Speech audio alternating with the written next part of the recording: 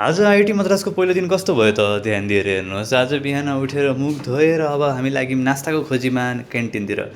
अनि क्यान्टिनमा गएर आज थियो कर्नफ्लेक्ससँग दुध अनि फेरि इडली डोसा खाएर अनि कोठामा कफी लिएर लाइट बालेर फेरि पढ्नतिर लाग्यौँ। अब अलिकति एसाइनमेन्ट दिनुभएको थियो प्रोफेसरले, अनि त्यो गरेर फेरि अझै लाग्यौँ हामी 9 घन्टाको क्लास एटेन्ड गर्न केमिस्ट्री अफ डिपार्टमेन्टमा, डिपार्टमेन्ट अफ केमिस्ट्रीमा। अनि सरले हामीलाई अब प्रोफेसरहरूलाई मिट गराउनु भयो। आज आउनुभएको थियो एलएसजी प्रोफेसर, एकदमै हम्बल। अब सरको चप्पल नलगाएको तरिकाले देख्नु होला कति हम्बल हुनुहुन्छ। अनि सरलाई पनि मैले एउटा क्वेसन सोधेँ, many of the entrepreneur, what is the common thing in all the entrepreneur? It's the value risk proposition that they come with.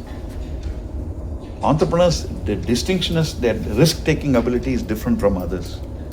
अनि फेरि लाग्यौँ हामी नास्ता खानातिर। अनि नास्ता खाएर फेरि आज बिग कम्पनीको फाउन्डर आउनुभएको थियो। फेरि आज हामीलाई अलिकति लेसन सिकाउनु भयो कम्पनी कसरी रन हुन्छ भनेर। फेरि सरसँग मिठा मिठा गफ हान्दै फेरि हामी गयौँ खाना खानातिर। अनि खानामा आज थियो मासु भात थियो, अनि फेरि मैले घिउ सोचेर हलुवालाई पनि भातमै हालेर खाएँ। अनि त्यसपछि अझै प्रोफेसरहरूले फेरि हामीलाई अझै असाइनमेन्टहरू दिनुभएको थियो।